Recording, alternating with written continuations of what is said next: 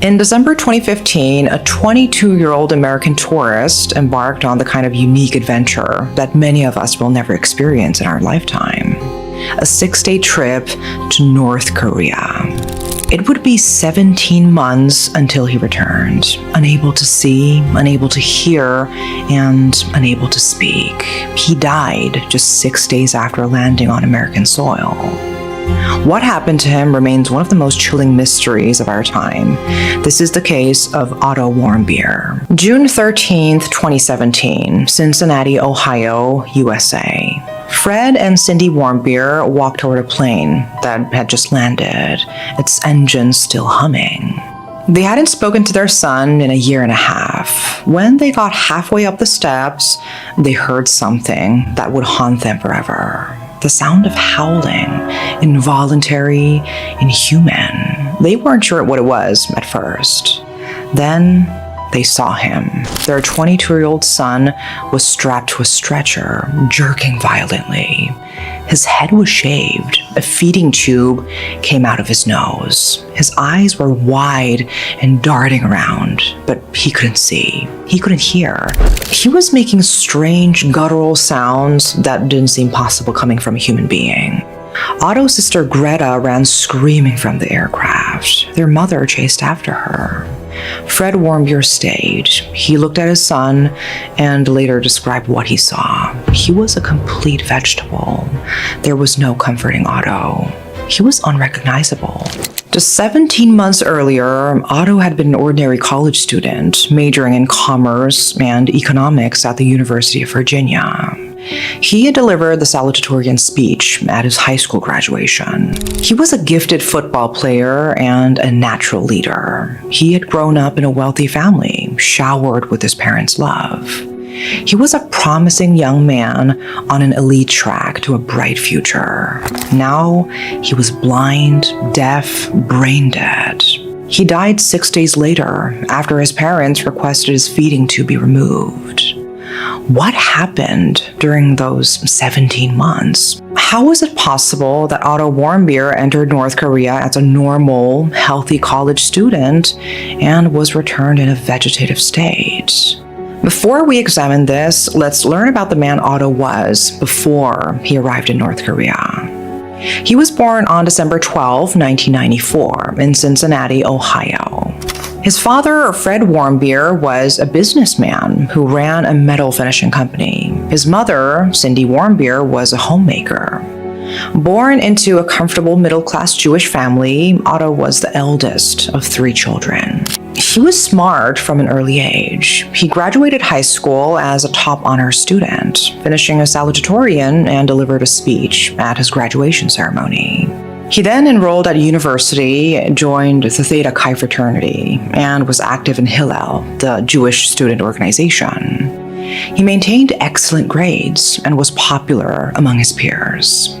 In the fall of 2015, Otto was a junior in college, participating in an exchange program in Hong Kong. And that's when he discovered an unusual travel company, Young Pioneer Tours, a travel agency that organized North Korea tours for young Westerners.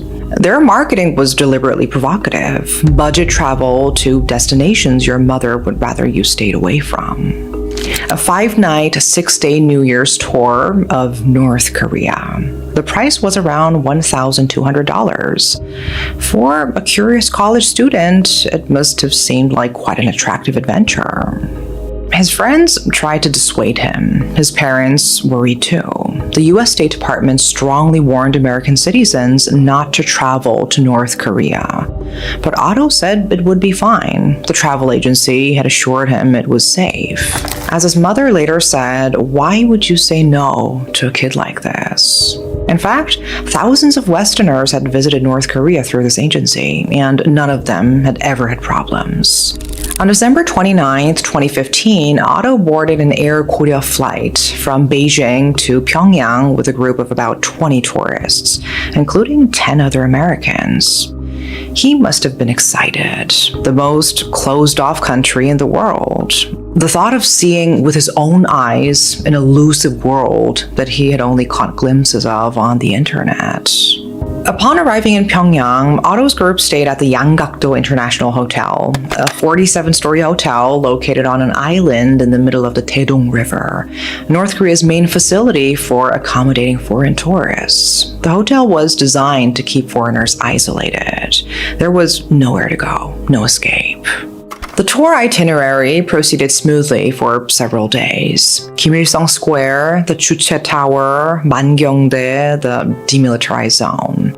They saw what North Korea wanted to show their foreign guests and followed wherever the guides led them. Though it was a trip that was curated to the finest detail, there were some more human moments. Otto had the chance to throw snowballs with local North Korean children.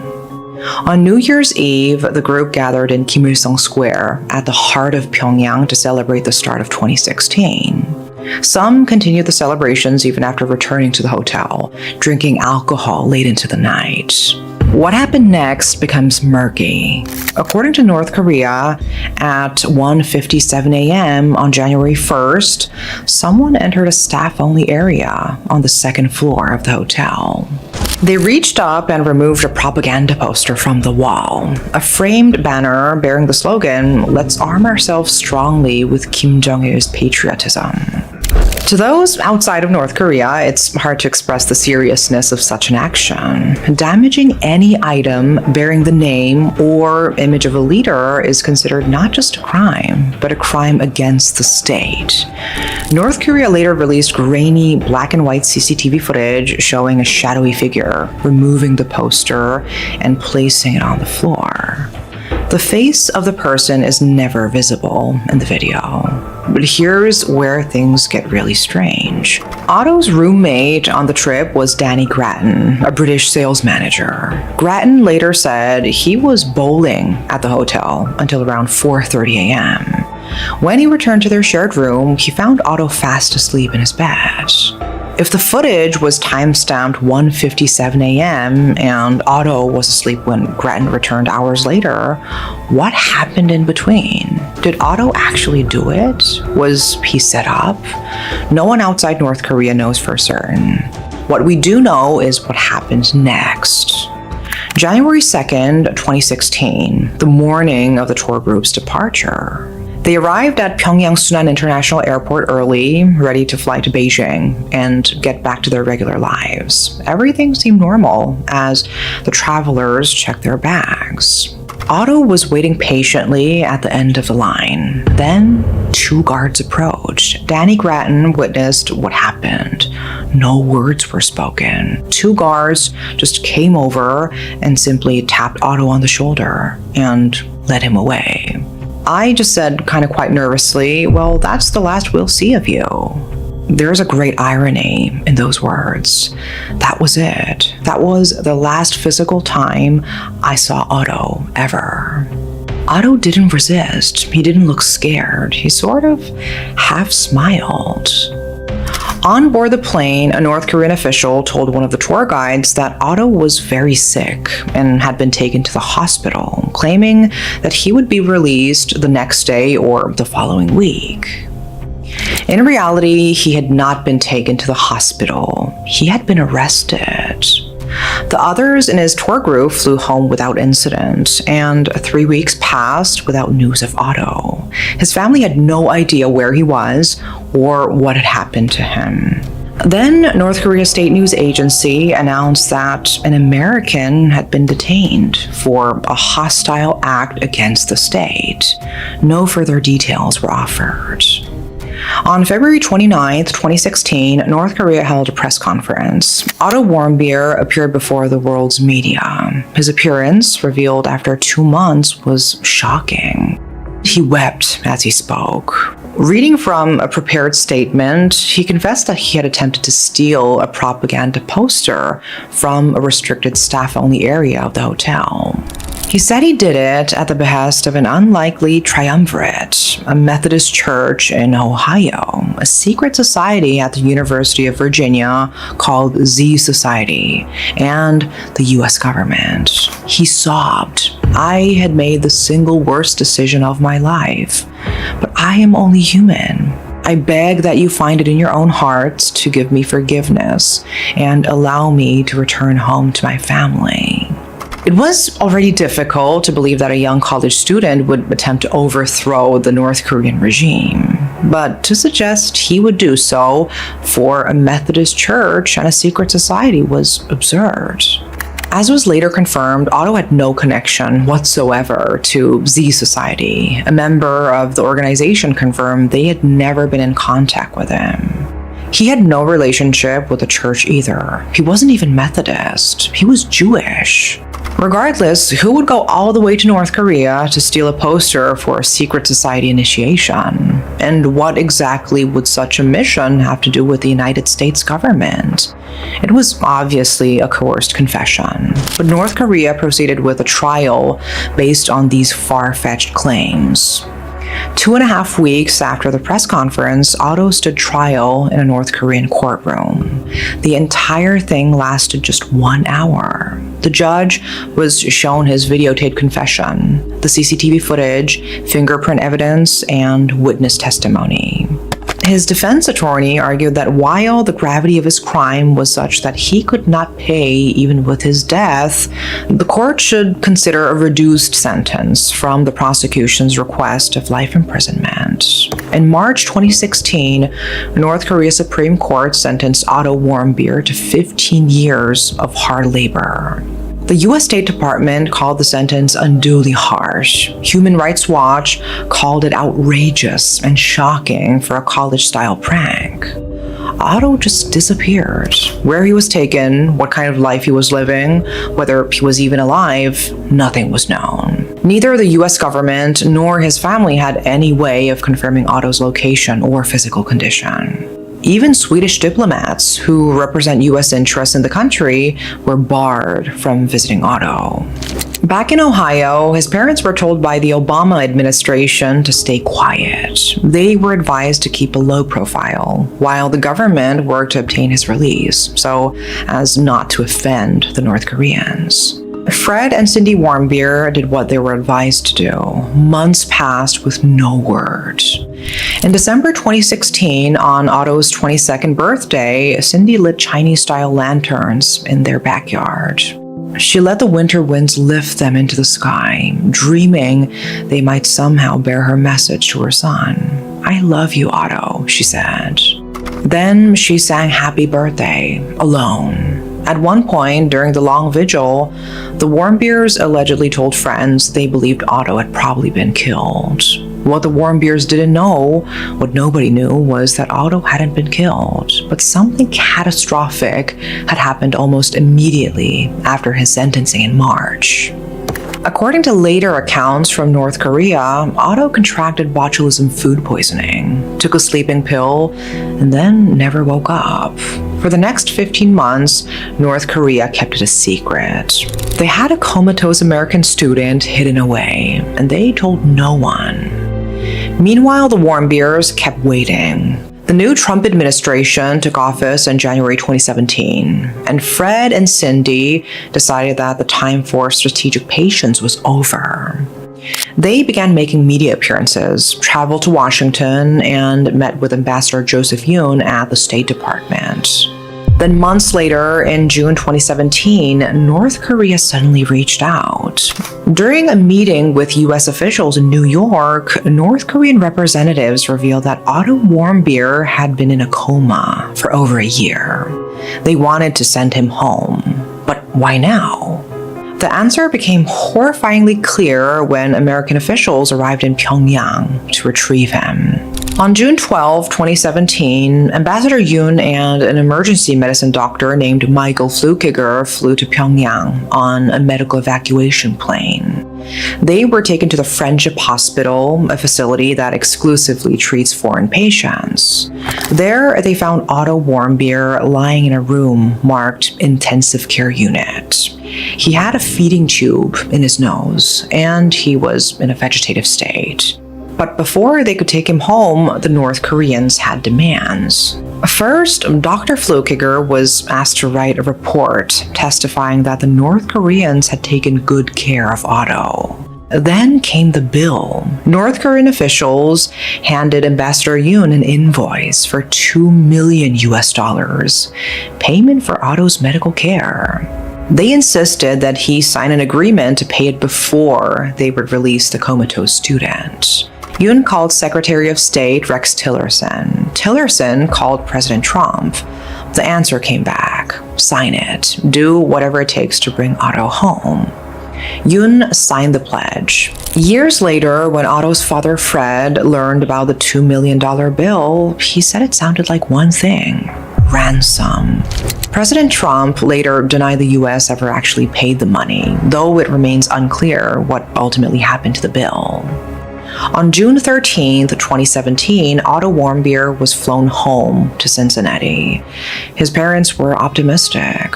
Doctors had told them Otto was in a coma, but they had imagined that meant their son was in a peaceful state of sleep, like in the movies. They thought that with American healthcare and their love, he might wake up. He might recover and become the vivacious young man he'd been before. Then they walked up the steps of the plane. When we got halfway up the steps, we heard this howling, involuntary, inhuman sound, Fred Warmbier recalled. We weren't really certain what it was. That was before they heard this inhuman howling coming from inside the plane, before they saw him. Saw his shaved head, the feeding tube coming out of his nose, his body violently jerking, and his wide eyes. It was before they understood that he was unable to see, hear, or speak. The doctors at the University of Cincinnati Medical Center examined Otto and delivered their findings. Extensive brain damage, the type caused by prolonged oxygen deprivation. His brain had been starved of blood and oxygen for somewhere between 5 and 20 minutes at some point over a year before his return to the US. The damage was so severe, the lead neurologist concluded that it was unlikely Otto had been anywhere near medical personnel who were willing and able to resuscitate him when the injury occurred. There was no evidence of botulism, the cause North Korea had claimed. Whatever happened to Otto Warmbier, it happened fast. It was catastrophic, and no one helped him. 2 days after returning home, Otto's fever spiked up to 104 degrees. His body was failing. 4 days after that, on June 19, 2017, Otto Warmbier died at the age of 22, after his parents requested his feeding tube be removed. His mother, Cindy, said she refused to let him out of her sight until the very end. Otto was abandoned by his family, his country, and the rest of the world for 17 months, Fred Warmbier said. Ultimately, when Kim made the decision, Otto was tortured and essentially murdered. In July 2017, the month following Otto's death, the US government announced it would ban American tourists from visiting North Korea, with Otto's case cited as a primary reason. Young Pioneer Tours, the company that had taken Otto to North Korea with slogans like "This is the trip your parents don't want you to take," announced it would no longer accept American citizens on its tours. But the story doesn't end there. The family wanted to know the truth. The family declined a full autopsy, not wanting Otto's body to endure anymore, but allowed the Hamilton County coroner to conduct an external examination. No evidence of torture was found. In fact, the coroner stated that Otto's body was well nourished and in surprisingly good condition for someone bedridden for over a year, suggesting he had received regular physical care. The coroner also said there was no evidence of trauma to his teeth, but Otto's parents and his private experts saw things differently. Two of Otto's personal dentists testified in court that post-mortem dental x-rays showed some of his lower teeth had shifted backward compared to earlier records, consistent with some sort of impact. The family also pointed to a large scar on his foot that the coroner could not explain.